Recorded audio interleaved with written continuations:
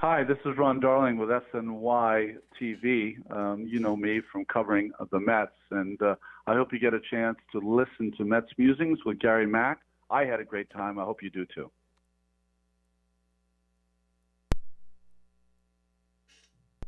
Mets Musings is an unofficial, independent podcast covering New York's National League Baseball team. It is not affiliated in any way with Major League Baseball or the New York Mets. This is Len and Jeff from Baseball and Barbecue. And the one place to go for New York Mets news, Past week game reviews, upcoming series previews, interviews, analysis, opinion, and what's going down on the farm. It's Mets Musings with Gary Mack. So keep the faith, stay optimistic, and let's go Mets. Mets Musings with Gary Mack. Now it's time for some New York Mets baseball talk. Here's Gary Mack bringing you the latest news and analysis from Mets Nation and the world of baseball on another edition of Mets Musings. And hello and welcome to another edition of Mets Musings. Hope you all had a great week out there. Got a very special show, and it's a pretty long interview, so we're not going to talk a lot. Split the Subway Series, got rained out Monday, went to a doubleheader, split that, took 2 out of 3 on the weekend against the Rockies, so not an overall bad week for the Metsies. So going to stay a little calm this week, but I want to get to my very special guest, and it was just a terrific interview. I hope you'll enjoy it, and we'll get to that. Let's take a quick break so our friends can be heard, and then we'll get right into the interview. Looking for great Cardinals talk? Then check out Conversations with C70. My name's Daniel Shofdahl, and I talk with some of the great bloggers on the internet today about their teams. But it always comes back to the Cardinals. Find the latest episode on my website, www.cardinal70.com, or at baseballpodcast.net. Baseball and BBQ, your place for interesting baseball talk, opinions, and history. Baseball and BBQ, your place for barbecue recipes, tips, and interviews from the world of barbecue. If you like baseball and if you like barbecue, then tune in to Baseball and BBQ. Find us on iTunes, Stitcher, Google Play, and BaseballTalkRadio.com, along with Mets Musings and other great baseball podcasts. With all the Mets news, it is the news from around the world and around the corner. Here's Gary Mack. I am so excited about my guest tonight. You know, in sports and in baseball, when you love a team, you have certain people that become iconic, and they may not be iconic to the whole baseball world. To that team, though, they are iconic and legendary. And one of those guys is my guest today, and he is Ron Swoboda of the '69 Mets. And Ron, welcome to Mets Musings. Hey, man, it's a thrill for me, and thanks for having me, Gary. Ron, can you believe that it's 50 years? 50 years is a little hard to get your head around. You know, it's like you don't pass time; it just disappears, and all of a sudden, you know, you're doing one thing, you're doing another, and then you look up and look back, and you go, "Holy cow! It's been half a century," and hard to believe, impossible to figure. It just means we're getting old. That's There's no doubt about that. You know, when I'll be 75 at the end of this month, June 30th, and we'll be, of course, up at Citi Field as the Mets are celebrating the '69 championship team, and that's going to be great fun. I'm so grateful that I feel good and that I'm anxious to get in there and have a little fun and do this 50th celebration, because you know what? We ain't doing 100. Well, you never know. Who knows? Oh, you know. You may not want to know, but you know. Well, we hope you make it to 100th as well as everybody else.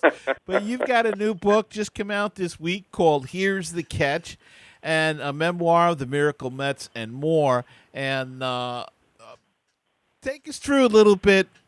Why did you decide to write the book now? And I think one thing that I found very interesting about the book is, folks, he doesn't have a co-author. He wrote this himself.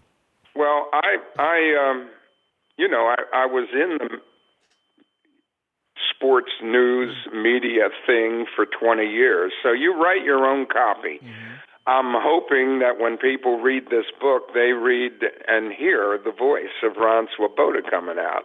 I wrote it to try to sound like something I would say. Obviously you want to, then you can, come up with sometimes off the top of your head. Right. But at the same time, you want it to be that voice. And because I felt lucky to have experienced, this wonderful, this wonderful thing that happened to me. Mm-hmm. Well, your voice does certainly come through in this book, and it's really not just about the '69 season and the World Series, but it's really a biography of your entire career and your life. Well, that was the hint we thought was left by saying, the Miracle Mets and more. Mm-hmm. I'd lived a pretty unconventional life, but my beginnings were just idyllic in Sparrows Point, where I grew up, hard by a large steel plant, and around people that are still friends of mine. And my roots are down in a really beautiful area where you never had undue burdens put on you of expectations. You just were expected to be a good person and do the right thing. and that was the ground that I came out of. And then of course you end up in New York, ahead of your time, on the New York Mets with Casey Stengel and all this wondrous stuff going on, and you're really playing catch up with how to be a Major League Baseball player and adjust to a big city like New York, but you do it. And next thing you know, your career is over in 9 years, and you're at WCBS trying to act like a sportscaster for which you've done no preparation. You just have lived your life and tried to keep your eyes open, and the only thing that saves you maybe is that you know how to scuffle. And I'm going to scuffle, and you can slap me around a little bit, and I'm going to get back up and get back in the fray.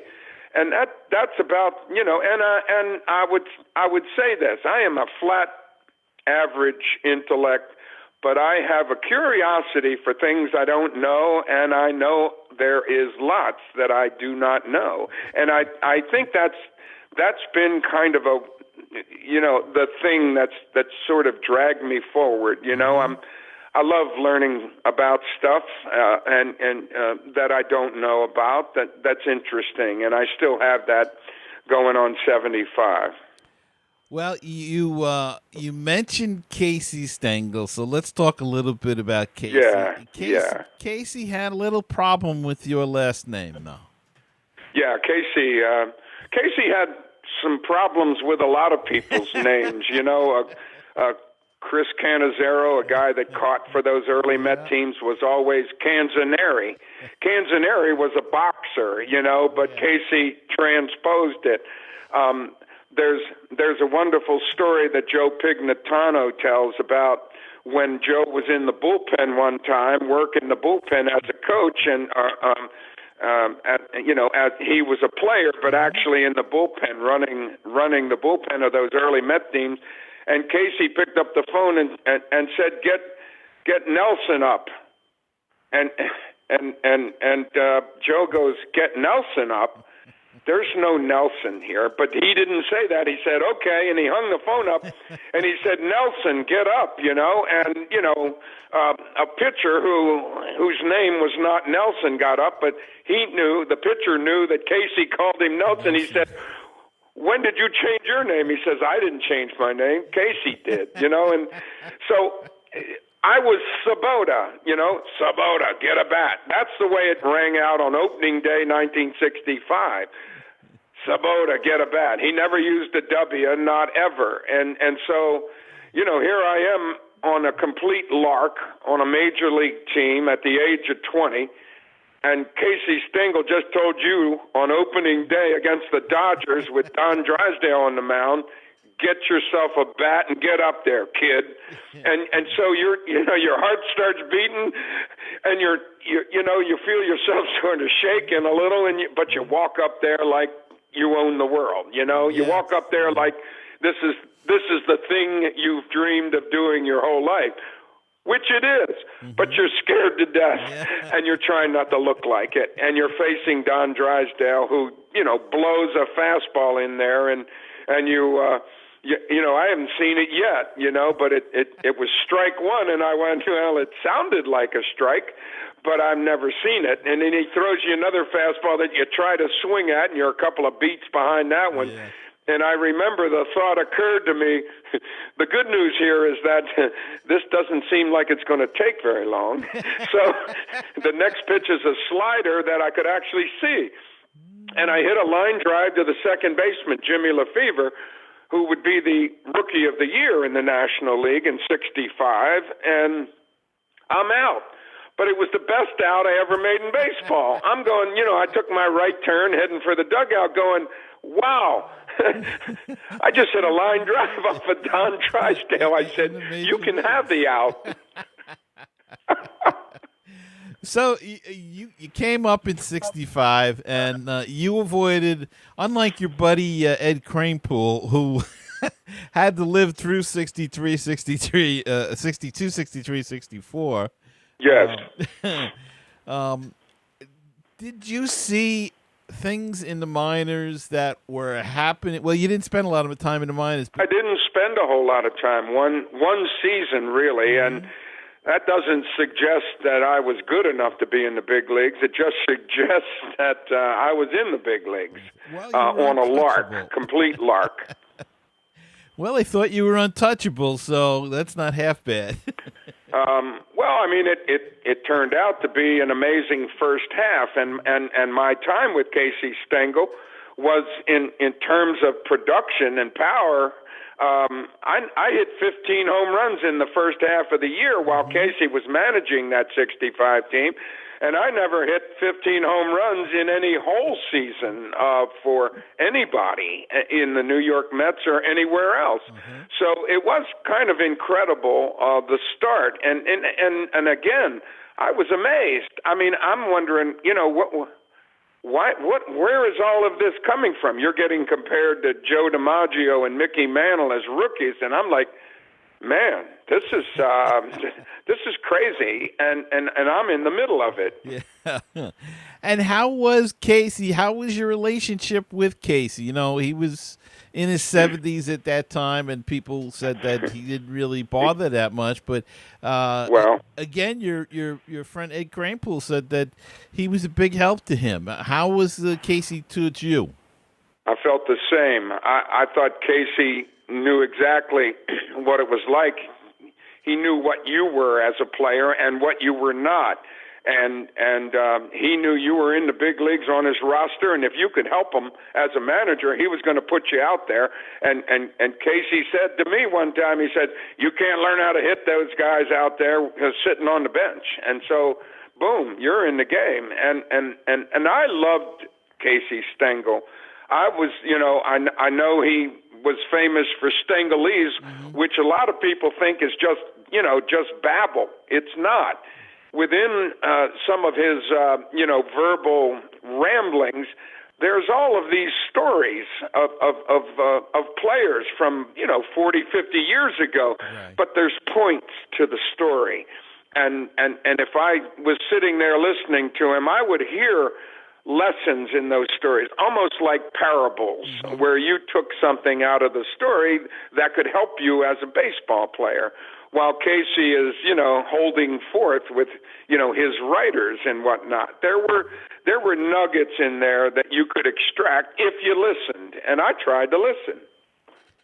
And without a doubt, he his record shows that he was a great baseball man, Casey. I think he just got that reputation when he came to the Mets in '62. They needed absolutely. Look, he knew what his job was. He knew what he had his hands on with expansion team in 1962. Okay, they're supposedly.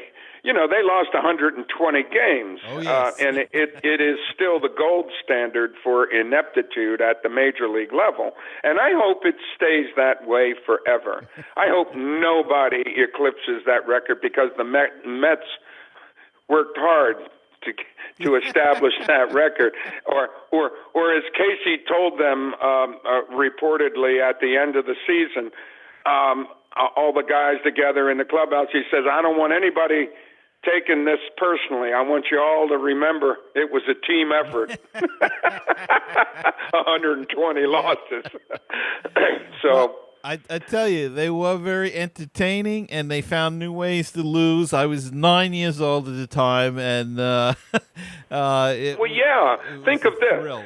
The National League was so deep in talent, The National League at that period of time was so much deeper in talent than the American League, because of the Latino and African American players, more of whom found work in the National League. That's why there was that wonderful run where the National League won, 19 out of 20 All-Star games. There's a reason for that. So the Mets, as an expansion team, where you picked up players that other teams didn't need, is essentially it.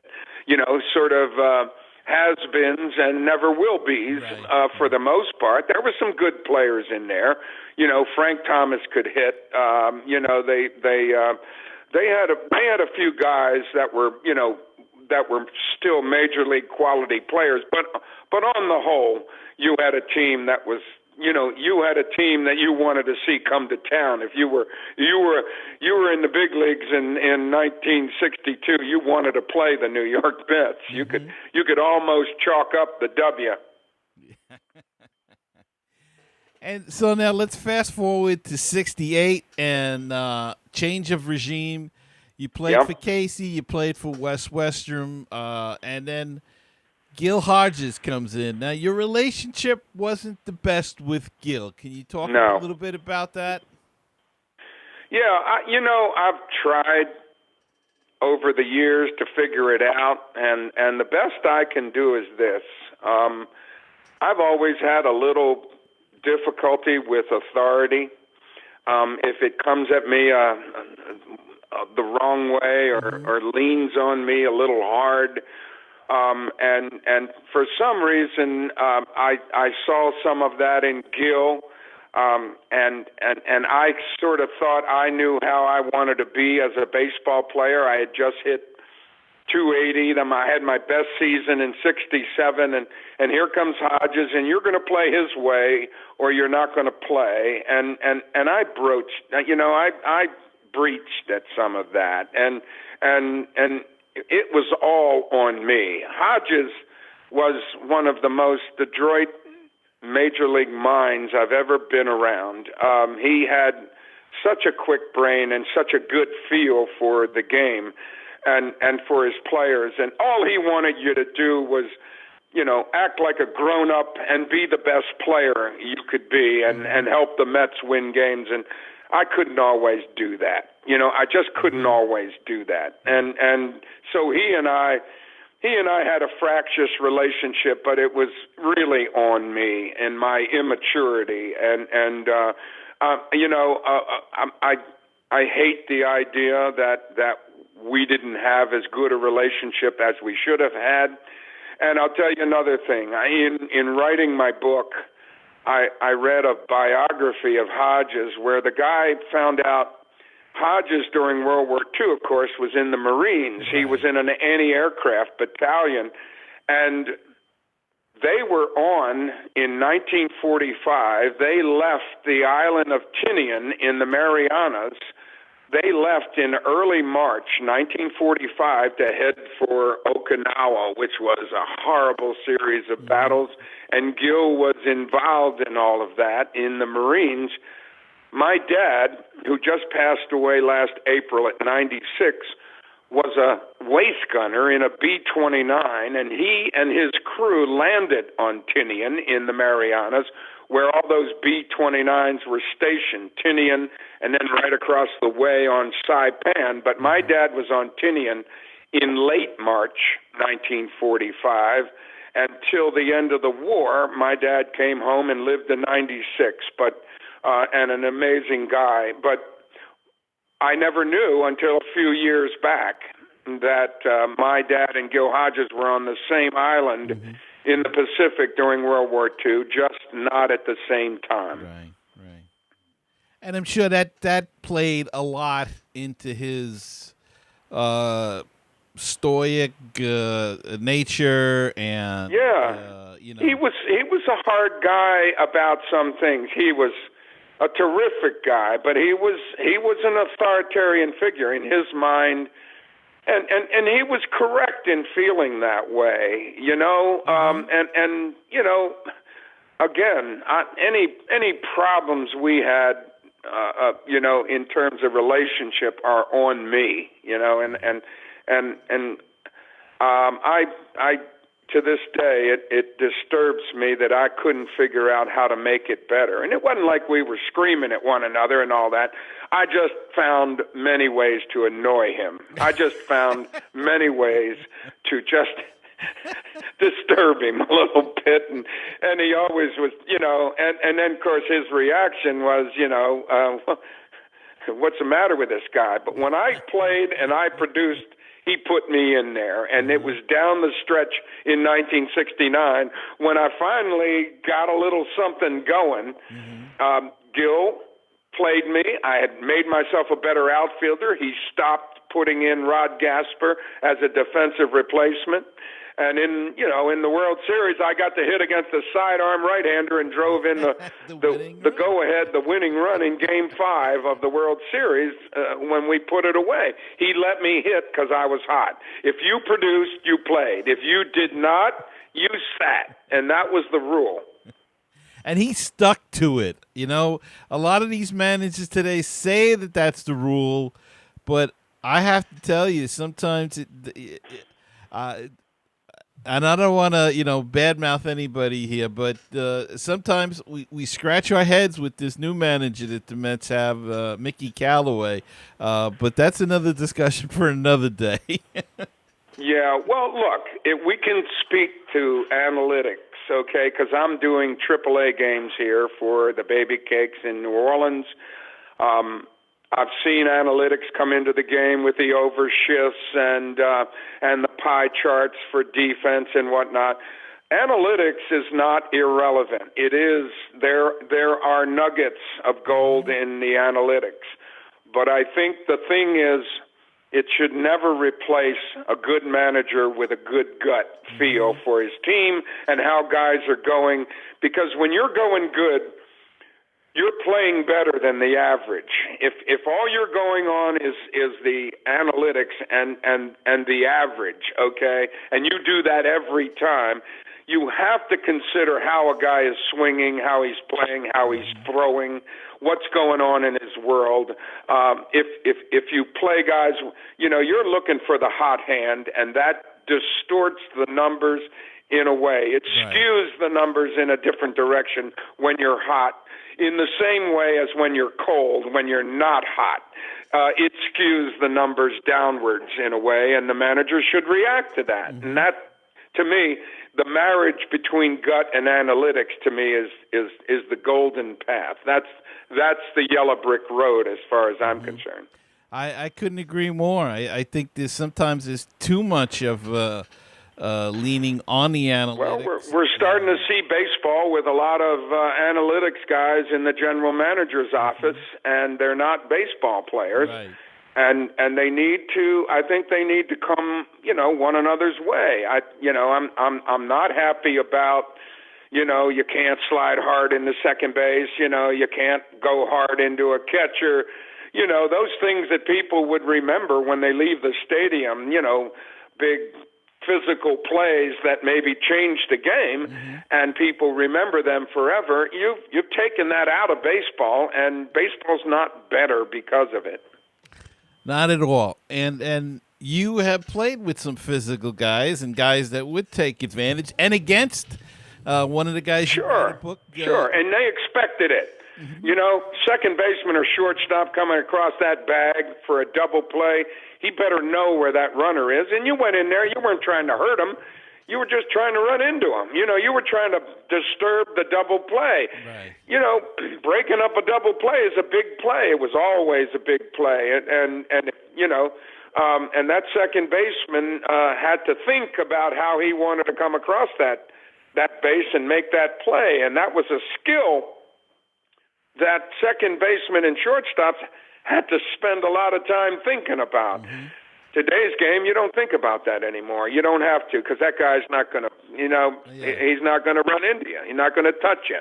And everything now is they take the middle infielders take on a tag play at second. They're taking the ball in front of the bag. They're standing behind the bag on a double play. It's just I don't get it. Yeah, it's not. Look, it is not improving the game. No, the game had and I know they're trying to protect expensive ball players from injury, but you know what? You can't protect everybody from everything. These guys get hurt just falling down now, and because they're so highly tuned, they're better trained athletes maybe overall than we were, but they're also a little fragile in some ways because they've tuned up their bodies with all the core work and weight work they do. And there's give and take from that. Guys maybe are better players when they're healthy and up and playing, but they're also, more injury prone. Right. And, because they're not, they can't take a hit.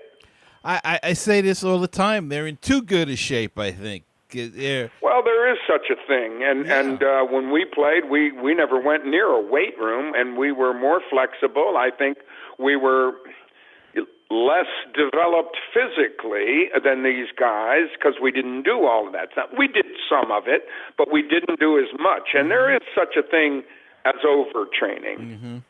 I agree. Well, you were a phys ed major, so you know that. I would have done more weight work if I had been smart enough, but not too much. A little bit more would have helped because I think it's made some marginally developed guys into better players, honestly. Guys, upping your strength, keeping your strength at a higher level, avoiding some of the ebbs and flows of your, whatever you want to call it, your development and whatnot, I think a little bit more would have been good, but I think today it's more over the top. Now, let's go back to the summer of '69, and yes. What a as a 16-year-old kid in the summer of '69, it was quite a wonderful year. I mean, I know it had its bad side with the Vietnam War and the protests, but when anti-war was huge. Yes. And identity politics and civil rights hadn't gone away with the murder of Martin Luther King the year before and Robert Kennedy. It was still a pretty fractious time. The Stonewall Inn riots in New York City in 1969 heightened this sort of gay awareness. It was an interesting time in so many ways. And right in the middle of it with three major events that really changed history. Of course, man walked on the moon in July. Yep. Woodstock. And the Yep. 69 Mets. I mean, it was something that brought people together in that fractious time. And really, for it to happen in 1 year was just one summer, actually. Well, I remember where we were when Neil Armstrong stepped out of that lunar lander and started leaving footprints on the moon. We were in Montreal. We had finished the first half of the season. We were scheduled to fly back to New York, but our United charter had a mechanical problem. So while they were fixing our aircraft, we went upstairs to the cocktail lounge in the Montreal airport, and that's where we watched Neil Armstrong take his small step for man, giant leap for mankind. And the irony wasn't lost on us. You know, here we can't get from Montreal to New York, and a guy is walking on the moon, you know? And we were clicking glasses, and it was a heady time, and we watched it live on TV. It blew us away. I mean, as it had to affect anyone who was looking at it live. What an incredible human accomplishment. And I was a big NASA guy, space flight and rocketry and all of that. I was into that stuff because it dazzled me as a kid when they started talking about sending men up into space in multi-staged rockets and maybe going to the moon someday or putting up satellites around the Earth and all. That stuff fascinated me as a kid, and I read a lot of stuff on it, you know. It was an incredible time. Robert Ley, Ley, wrote a book on not science fiction, but the science of projecting what we knew about rocketry, and wrote a book on, you know, like rockets, spaceships, and outer space and all that stuff. He wrote a illustrated book on all of that, and I ate that up as a kid. Ley lived in New York and passed away not far from Shea Stadium. He was a German immigrant and came to America, and of course the guy that designed and made possible the moon flight, the Saturn V rocket, was developed by von Braun, and he was a Nazi through and through, and SS, but he was also an engineer who knew how to build multi-engine rockets, and without his expertise, we don't go to the moon. So what an incredible, connection all of that was making. Yeah, and it's always going to be there. You'll always be tied to that, and it's not half a bad thing to be tied to. But in that season, everything seemed, that summer especially, not so much in the start of the season, but that summer into the end of the year, everything seemed to go right for the Mets. Every bounce went your way. Every close game, you had a fantastic pitching staff.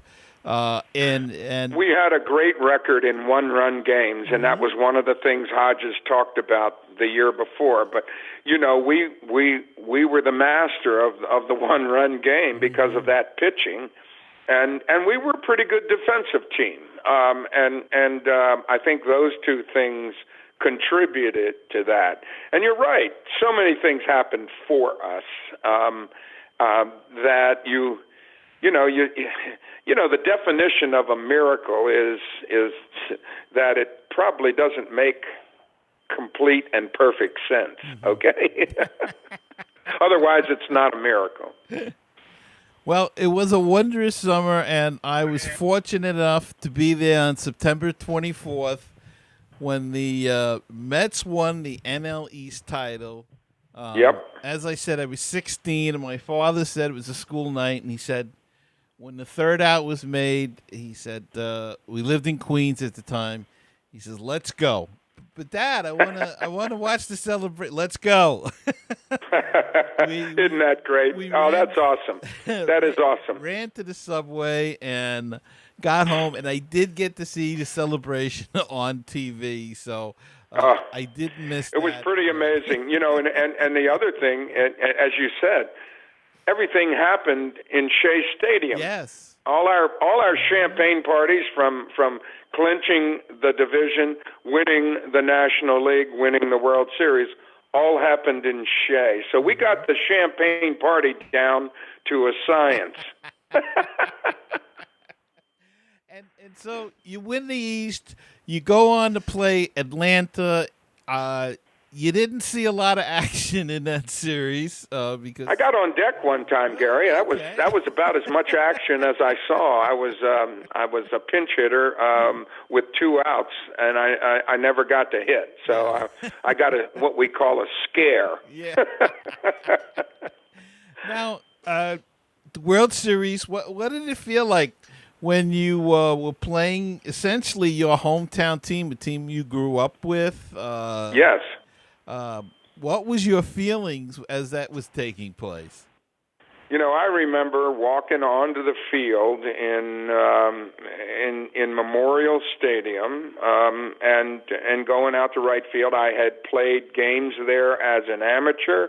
I had worked out with the Baltimore Orioles. I was an Oriole fan, and as a kid, and here we were squaring off with these guys for all the marbles, and you run out to right field, and you feel so strange because there is all of this stuff boiling on the inside, and there's that little kid that grew up in Baltimore that loved the Orioles that couldn't believe he was out there in the outfield in his first ever World Series game, and you're nervous as hell. I'm nervous as hell. And the first ball from Don Buford is a fly ball to right field that I got to get back on and try to make what would have been a pretty good catch, but it was, to my way of thinking and the work I had put in to become a better outfielder, it was an extremely catchable ball that I let get over the fence because I'm so damn nervous, and I don't get back on it in good time. I make every mistake you can make, and I leap, and I miss it, and it's a home run. And here's Buford walking around the bases, and he goes by Bud Harrelson, and Buddy told me one time, he said, Buford went by him, and out of the side of his mouth, he goes, "You ain't seen nothing yet." Yeah. And I'm like, what? Wow. And Buddy never said anything about that until much later. You ain't seen nothing yet. Well, he was right, but not for the reasons he thought. And in that series, you hit 400, and of course made the catch that's still talked about to this day. Some say it's the greatest catch in World Series history. It came on the heels of 2 other catches in that series. Like you said, guys played some pretty good defense with Agee. Well, Tommy Agee makes 2 plays the day before in a game that, he makes a running catch in left center. He came from right center to left center. He made a catch in right center. He came from left center to right center and made 2 great plays with 5 guys on base and 2 outs. So he saved 5 runs. You telling me that doesn't turn a game around? And both of them were tremendous efforts where he covered incredible amounts of ground. And I always look at that and go, well, he changed that one. And then my catch at the, absolute fulcrum point in that game and in the World Series. In Game 4, we're up 2-1. We're leading 1-0. Seaver's in a little trouble with runners at first and third and 1 out. And, Brooksy hits this line drive that, I just break on it. I had worked at that. Eddie Yost hit me thousands of line drives and ground balls, and I had learned to read the ball off the bat pretty good. But the degree of difficulty on that catch and the fact that I got there in full layout on my backhand, the degree of difficulty there is ridiculous. You're not going to make that catch very often. But I wasn't thinking about that. I was doing what Joe Pignatano said to me one time. He said, Swoboda, don't think you'll only hurt the team. I wasn't thinking. I was just reacting. And, when I look at the play now, I go, good God Almighty. What were you thinking? Well, I wasn't thinking anything. I was thinking ball, get to it, go, and do what you need to do to get there. And that was what happened in that moment. If it gets by me, if Boog Powell doesn't score from first base, he's at least at third with one out and second and third, and we're in trouble against the Orioles because if they come back and win that game, they even the series at 2 and guarantee that they're going back to Baltimore. Right. And by us winning that game and going up 3-1, we have a chance to keep that from happening, which we did. Mm-hmm. Is it true that you would study? You mentioned how hard you worked in the outfield, but I also read somewhere that you studied outfielders and watched their moves to try to get. Well, I had to figure out something. When an outfielder breaks left or right, just like a base runner running the bases, your first move should be a crossover step. Mm-hmm. Because you make that crossover move rather than just pick up that outside foot and turn.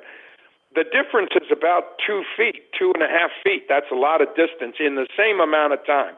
That first jump, that first beat of your pursuit is so critical. And I watched Curt Flood, and I couldn't make myself do the crossover. And I watched Curt Flood one day, and he was one of the great outfielders. He played deep, and he got everything in the gaps. And I watched him in batting practice, and I noticed he was shifting his weight over that outside foot either way during batting practice. He didn't run and chase the balls, but he was shifting his weight, and I went, what is he doing? And I did it. I practiced it, and I went, I see what he's doing. Here's the deal. What you learn is your feet follow your weight, not the other way around. You move your weight in the direction you want to go. You put weight on that outside foot, you won't pick it up. You will make a crossover step automatically and make the right move if you move your weight. You commit your weight first in the direction you want to go. And that was revelatory to me as an outfielder, and that made me so much better, and my jumps on the ball so much better. You get the things easier. Right. And I learned it from Curt Flood. Nope. Not a bad guy to learn from. Yeah, no. Who was a great outfielder. If it stayed in the ballpark and Curt Flood was in center field, he probably caught it. Right. So now, when you made that catch and, of course, the tumble and you came up throwing, did you have any idea the importance that catch was going to have at that time, or? Nah. You knew it was a great catch. Okay, I knew I made one hell of a catch, period. We were so into the game. I mean, people have asked me, did you save that ball? I said, save the ball. It was a sacrifice fly. I was throwing it home. That's right. So it went out of my hands. And, and if you listen to the play-by-play, Lindsey Nelson working with Kurt Gowdy, but I think Lindsey Nelson made the call, it looks like, hey, another outstanding play by Ron Swoboda. They move right past it because the game is on, and things are not decided. We're tied, the game is on. And so that's where my head was. We had a little more baseball to play. Right. Fortunately, we try to bunt a guy over from second and third in the bottom of extra innings, and they throw the ball away. The Orioles throw it. It skims off of J.C. Martin and heads into right field, and we just win it, And that was huge because it was a walk-off at that point, and we're up 3-1. And we go to Game 5, and Team 4. And miracles happen because we're down in the game. Kuzi's out there, and he got in a little trouble early and gave up some runs. And I remember Kuzman coming into the bench and going, "Give me some runs, boys, because these guys ain't scoring no more." And he shut them down. And that's what happened. And of course, the famous shoe polish incident with Cleon Jones. Oh, yeah. I mean, and Kuzman swears that he rubbed that ball on his shoe and gave it back to Hodges. And, who's to say that did not happen? That's right. And then the ball on, the ball that, they ruled that, Cleon, was hit, and then Frank Robinson, Kuzman threw a ball in on Frank Robinson that hit him. And they called it a strike, and instead of him going to first base in a situation where the Orioles could have had something going. So those two calls were huge in a game that mattered. Mm-hmm. And then, of course, you drive in the winning run, and you're up. It's the ninth inning. He let me hit against a, sort of three-quarter arm, sidearm relief pitcher, Eddie Watt, right-hander. He's got Shamsky on the bench. He could have pinch hit for me there, but I was hot. And Hodges always went with hot. Mm-hmm. And you get the hit, and of course we go to the ninth then, and there's 2 outs. Cleon Jones catches the last out, and now, I heard Cleon Jones say one time that you guys had a plan that you were heading for the right field bullpen, but yet in your book you say you made a beeline for the dugout. Yeah, I ran to the dugout. I felt like I got my hat in my hand and my glove on my glove hand, and I grabbed my hat because I knew people were going to be on the field and trying to grab that stuff.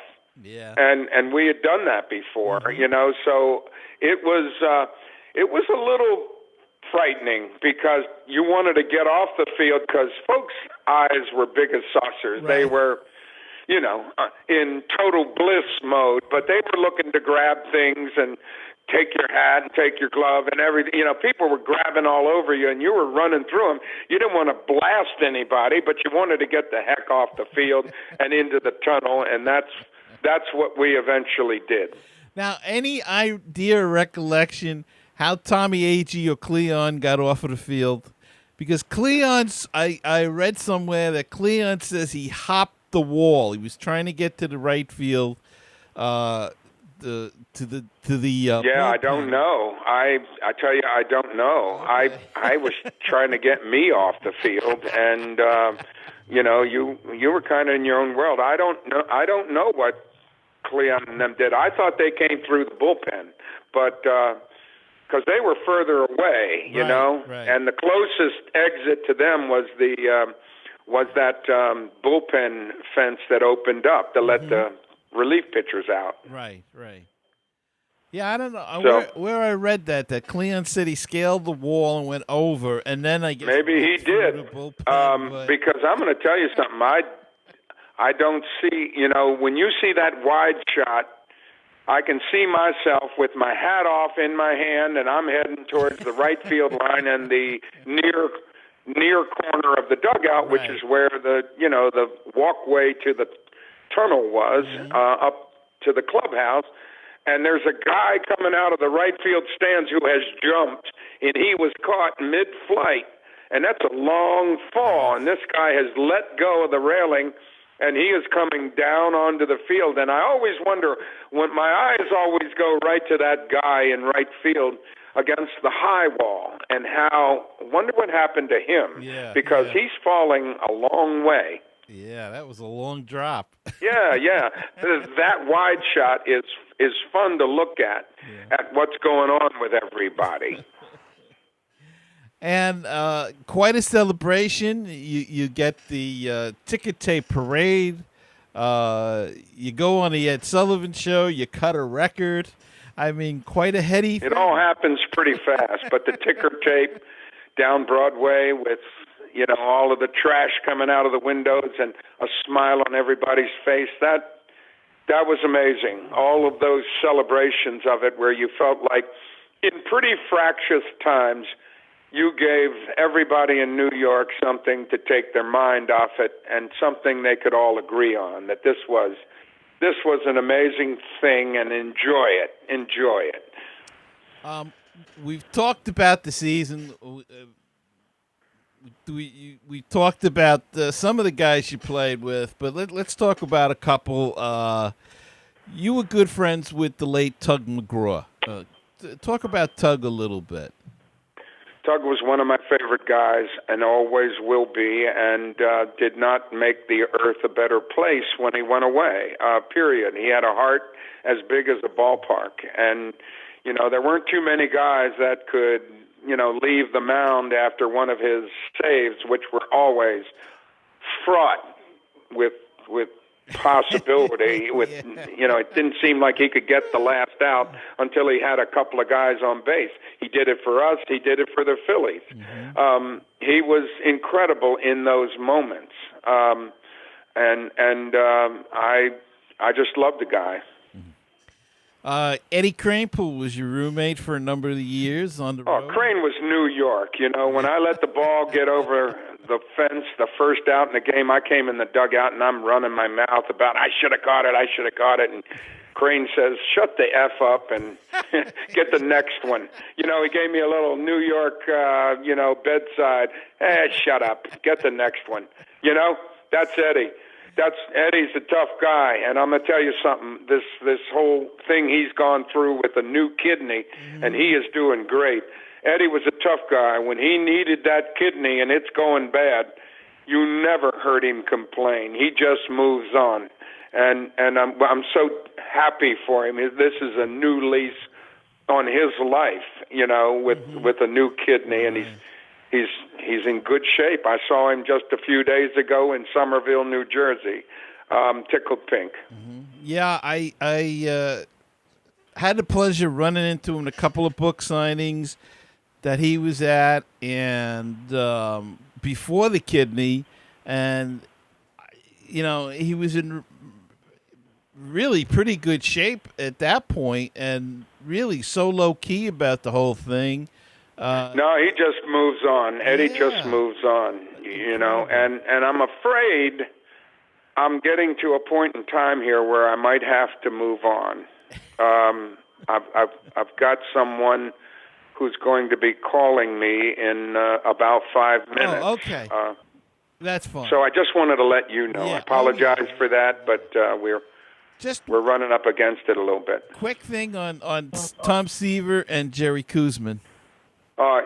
You have those two guys, you're not going to have too many extended losing streaks. To me, Koosman was a warrior, and the guy you wanted following Seaver, Koosman always seemed to get the other team's ace and handled it. And Tom Seaver, bless his soul, man, we're so sorry that he can't be there because of his dementia and what he's going through, because Tom Seaver was Hall of Fame the minute he showed up in the big leagues. There wasn't any break-in period for Tom Seaver. He was the same guy with the same stuff, the same confidence, the same ability from day one. All he needed was the time to accumulate the incredible numbers he accumulated to become Hall of Fame. But he was the same pitcher from day one.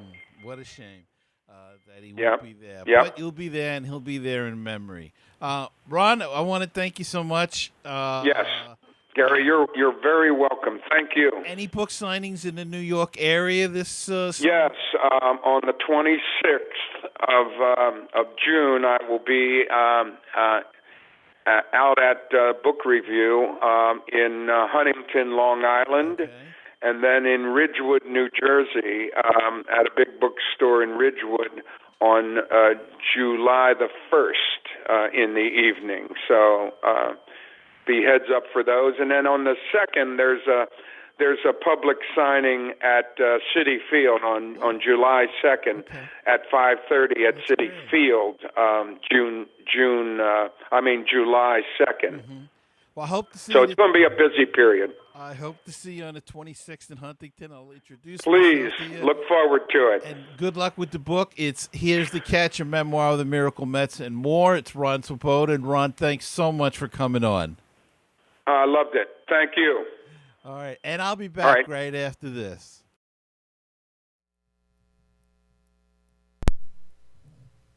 Hey, baseball fans and book fans as well.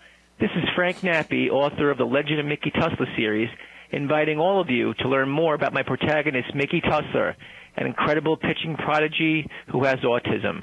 Follow Mickey's journey as he captures the hearts of fans everywhere with his blazing fastball and indomitable spirit. Please visit Amazon or www.franknappy.com for more information. Hi, this is the world-famous Mr. Brewtown of BrewtownSports.podomatic.com. You know, you can find us on Facebook, Twitter, and Google+. Brewtown Sports. You can also listen to the show at Stitcher.com, TuneIn.com, and iTunes.com. And we've got the new one. It's called BrewtownRadio.weebly.com. But the one that I'm most proud of being on is BaseballPodcast.net. It is the home of great baseball talk shows. Check it out, my show and all kinds of other programs all about Major League Baseball. So check it out. That's baseballpodcast.net, the home for great baseball talk shows. 516-619-6341. That is the comment voicemail hotline if you'd like to be a part of the show, and drop us a line, leave us a comment or a voicemail question, anything at all. Call that number 516-619-6341, or go to MetsMusings.com and click on that widget in the middle of the screen, and that's a speak pipe, and you can leave a voicemail right through your computer through your computer's microphone. Or if you prefer to do things the old-fashioned way, send us an email at metsmusings@gmail.com. The Facebook page is facebook.com/groups/MetsMusings, and the Twitter handle is at MetsMusings1. And if you'd like to help out the show, check out our Patreon page. Check out the campaign at patreon.com/MetsMusings.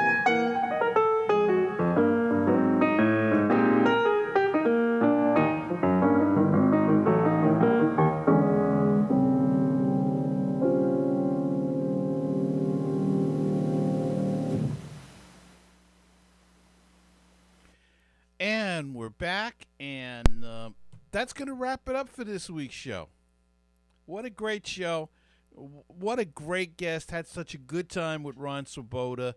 I'm telling you, folks, go out and catch the book. The book is an excellent book written by Ron, so go check that out.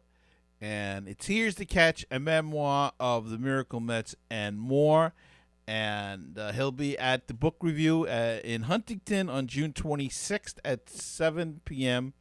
And go look on the websites. You'll find them in the tri-state area. So go check it out. Go pick up the book. Here's the Catch by Ron Swoboda. And I want to thank Ron so much for giving his time and really went beyond what he was supposed to be on. And we just started talking. That's what happens sometimes. And I want to thank you for listening. And I'd like you, if you could do me a favor, to subscribe to the podcast wherever you listen or watch it, on iTunes, YouTube. If you watch the video, please subscribe. I want to build that subscription base. Spotify, YouTube, I said, wherever you listen or watch the podcast, hit that subscribe button. It helps me grow the podcast and get more listeners. And also, I hope you'll check out my other YouTube channel, Talking Golf with Gary. It's a golf podcast that I do on a weekly basis, and I hope you go and subscribe to that on YouTube as well as listen to it. It's available at TalkingGolfWithGary.com, so I hope that you'll check that out as well.